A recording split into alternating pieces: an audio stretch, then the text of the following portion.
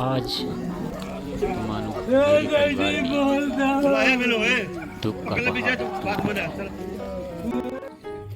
मेरे बड़े भाई साहब यानी बड़े पिताजी के बड़े लड़के जो एसआई थे, अमेठी में कार्यरत थे, नरसिंह भैया, उनका निधन हो गया।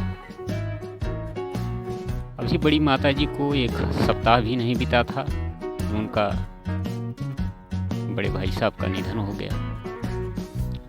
पूरा परिवार शोक में डूबा हुआ।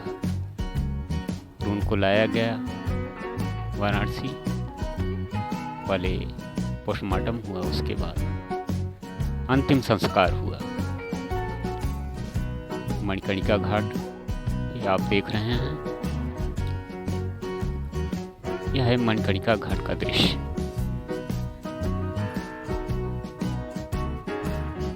ये लाश, उनका शव रखा गया है गंगा नदी के किनारे।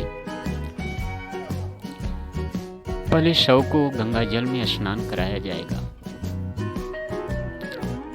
फिर उसके बाद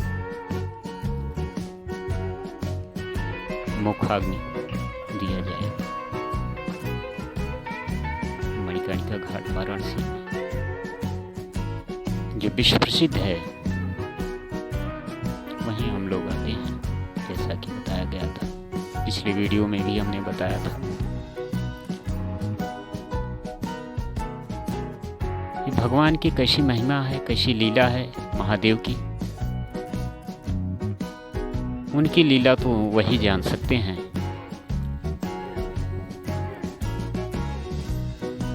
यह मेरा भतीजा है, बड़े भाई साहब का लड़का मनीष, यही दाग देगा,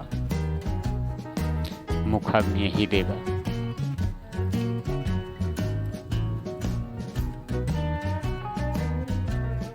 मुंडन संस्कार करने के बाद गंगा नदी में स्नान किया जाता है, लेकिन वहाँ का सुरक्षा गार्ड जो होम गार्ड था, उसने मना कर दिया। शायद गंगा जल में गहरा थी, इस वजह से कोई कारण रहा होगा सुरक्षा की दृष्टि से। वहाँ पर पुलिस भी तैनात रहते हैं, गार्ड भी तैनात रहते हैं, और दूसरे घाट पे स्नान करके कोई बच्चा जा रहा है मुखाग्नि देने के लिए।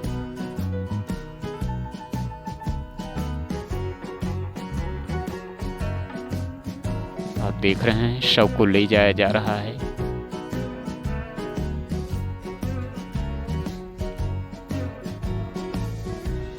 जहाँ चिता बनाई गई है, मणिकर्णिका घाट, श्मशान घाट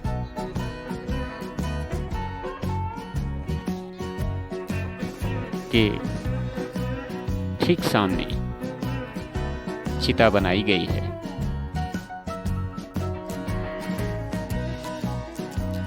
अब यहीं पर उनके शव को चिता पर रखकर मुखाग्नि दिया जाएगा। घर के परिवार के सारे सदस्य हैं।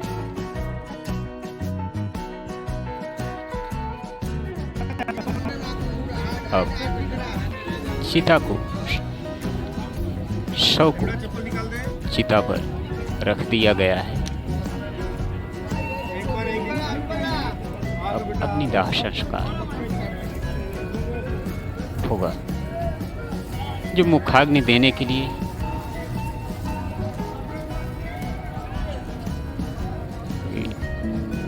मेरा भतीजा मनीष सिंह मुखाग्नि देने के लिए तैयार है। वो बच्चा है, उसे लंगोट भी बांधना नहीं आता, बार बार छूट जा रहा है। कभी कुछ किया हो तब तो। अब मुखाग्नि देने के लिए उसको जानकारी, नॉलेज नहीं थी, पैर की तरफ जा रहा था तो लोग मना किए, चिल्ला करके बुलाए, नहीं, मुखाग्नि तो सिर की तरफ से दिया जाता है।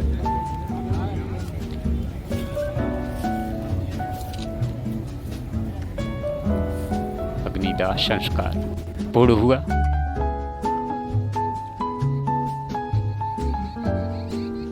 और चिता जलने लगी।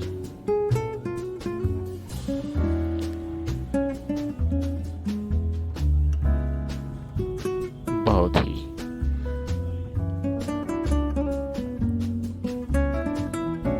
दुख की घड़ी आज न चाहते हुए भी हम इस वीडियो को बना रहे हैं।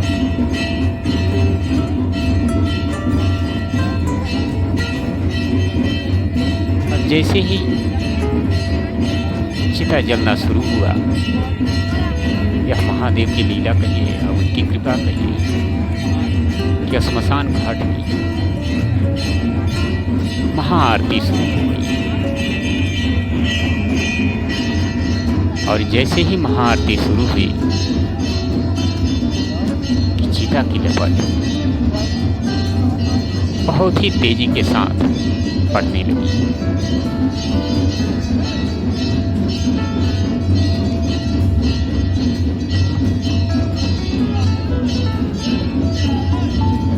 आप देख रहे हैं चिता की लपट।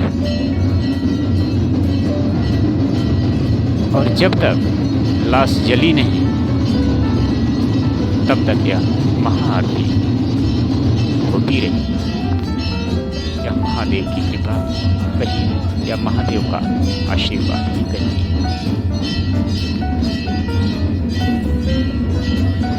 मुझे तो ऐसा लगा कि जैसे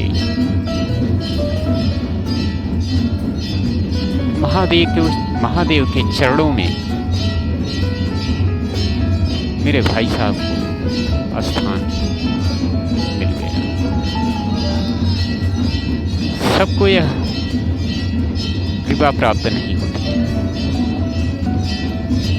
बहुत ही निश्चित स्वभाव की थी। माता पिता की सेवा करना, भाई बंधु का ख्याल रखना, पत्नी बच्चे सबको देखना,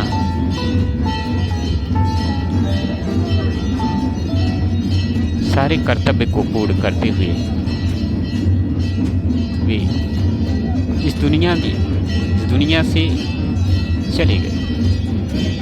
और यहाँ पर हम लोगों को इस दुनिया को देखने के लिए छोड़ गए। बहुत ही दुख होता है। गर्व होता था कि हम लोग 4 भाई हैं, लेकिन आज एक ने साथ छोड़ दिया।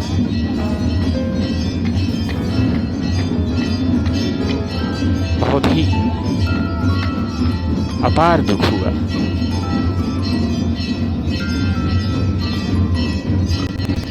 लेकिन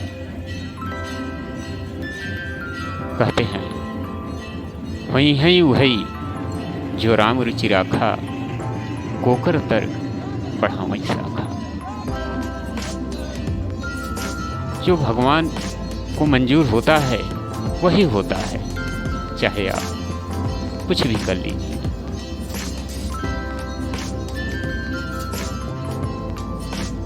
इस महाआरती, श्मशान घाट के महाआरती में इस चिता की लवर को, इस चिता की लपट को आप देख सकते हैं। कितनी भयंकर यह चिता जल रही है।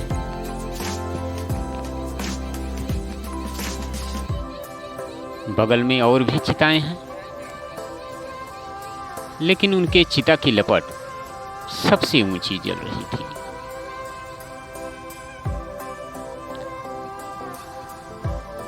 मानो महादेव काशी में आकर के उनको स्वयं आशीर्वाद दे रहे हों।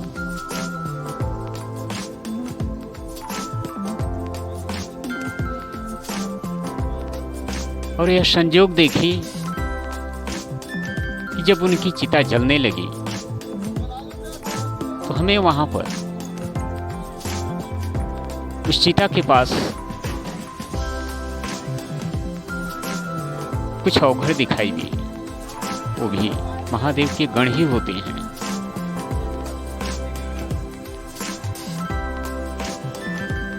और चिता के पास आकर के जैसे उनको आशीर्वाद प्राप्त कर रहे हों। हमें तो ऐसा लगा कि साक्षात महादेव अपने गणों को भेज करके उनकी आत्मा को शांति प्रदान कर रहे हों और उनका दुख और परिवार का दुख हरने के लिए ये बोले।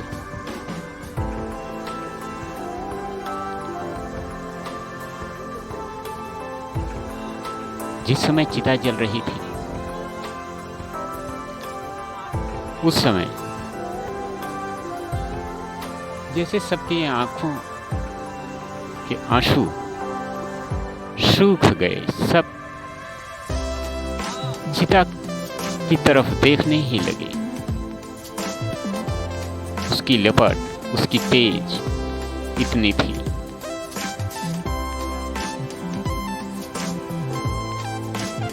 कि जिसकी व्याख्या नहीं हो सकती।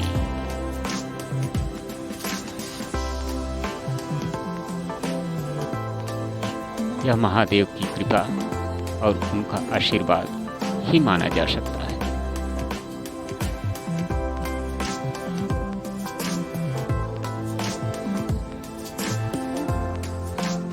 लोग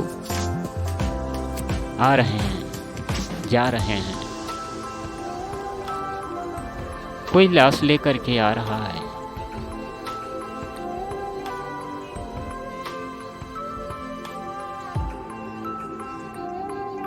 कोई शव को जला रहा है। यही प्रक्रिया यहाँ पर लगी हुई है।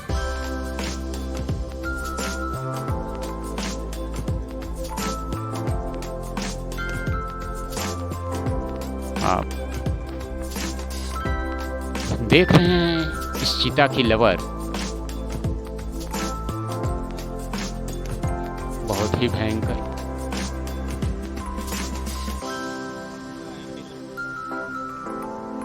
इस चिता की लवर है। मानो यह चिता की लवर, इसका तेज, इसकी लपट आसमान को छूने के लिए बेताबू हो। गंगा नदी के किनारे यह विहंगम दृश्य बहुत ही कम देखने को मिलता है।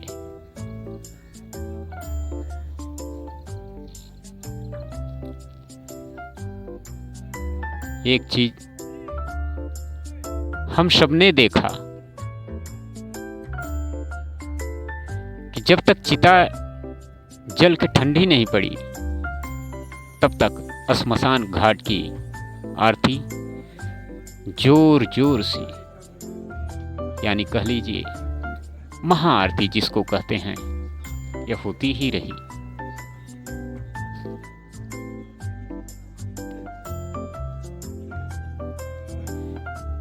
कोई समझ नहीं पाया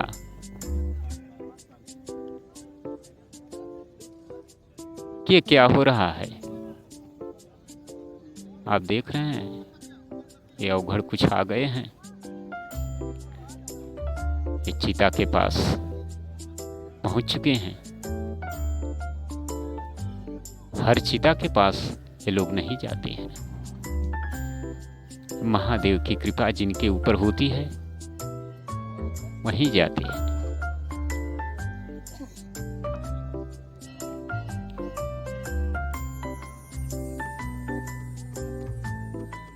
महादेव के श्री चरणों में शायद हमारे भाई साहब को स्थान मिल ही गया। बहुत ही कम ऐसे लोग होते हैं जिनको महादेव के चरणों में स्थान या नारायण के चरणों में स्थान मिल पाता है। नहीं तो हजारों वर्ष तक लोग प्रेत योनि में भटकते रहते हैं, कई कई हजार वर्ष तक, और मुक्ति के लिए तड़पते रहते हैं, फिर भी मुक्ति उनको नहीं मिलती है।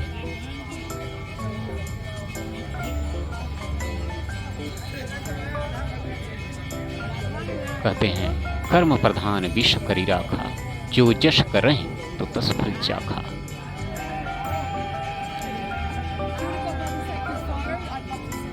हमारे भाई साहब आध्यात्मिक व्यक्ति थे, पूजा पाठ के साथ साथ परिवार का अच्छी तरह से ख्याल रखते थे।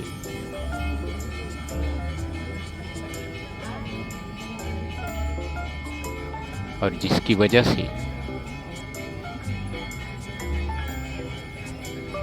उनको महादेव के श्री चरणों में स्थान मिला।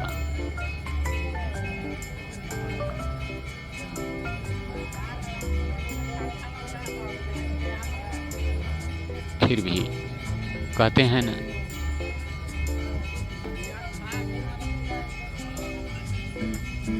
कि मोह माया से ग्रस्त इंसान कुछ समझ नहीं पाता है और अपने परिवारजनों के लिए तड़पता ही रहता है, रुदन ही करता रहता है।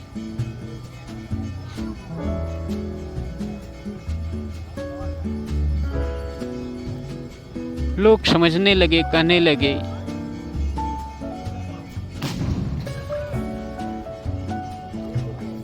पता नहीं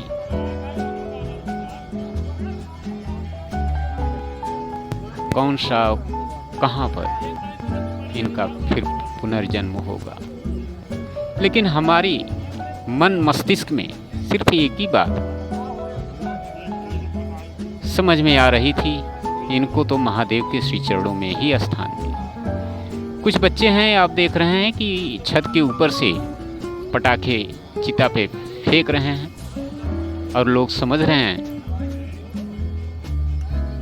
कि चिता पे रखी हुई शव की खोपड़ी ब्लास्ट कर रही है। सारे लोग वही देख रहे हैं। 2-3 ब्लास्ट हुआ, सब घबरा गए कि क्या हो रहा है, और देखने लगे तो देखते देखते पता चला कुछ शरारती व्यक्ति छत के ऊपर से पटाखे चिता के ऊपर फेंक रहे हैं और वही ब्लास्ट कर रहा है। चिता ठंडी हो गई। अब अस्थि विसर्जन करने का समय आ गया। अस्थि को लेकर के अब मेरा यह भतीजा गंगा जल में प्रवाहित करने के लिए जा रहा है।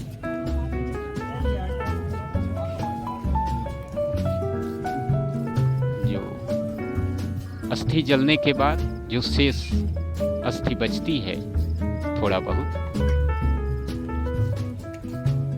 उसको लेकर के जाते हैं और गंगा जल में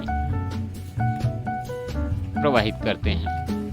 उसी को कहते हैं अस्थि विसर्जन।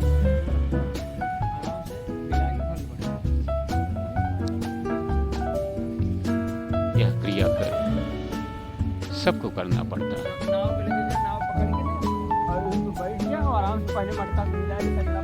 बहुत ही तकदीर वाले जो होते हैं उनको काशी में मृत्यु प्रदान होती है, और जो काशी में जिसको मृत्यु प्रदान होती है वही महादेव के श्री चरणों में और माँ गंगा के आशीर्वाद से उनको शिवलोक में ही स्थान मिलता है और कहीं नहीं। नरक और स्वर्ग एक तरफ और शिवलोक एक तरफ। नरक और स्वर्ग से परे है शिवलोक, जहाँ सिर्फ महादेव का दरबार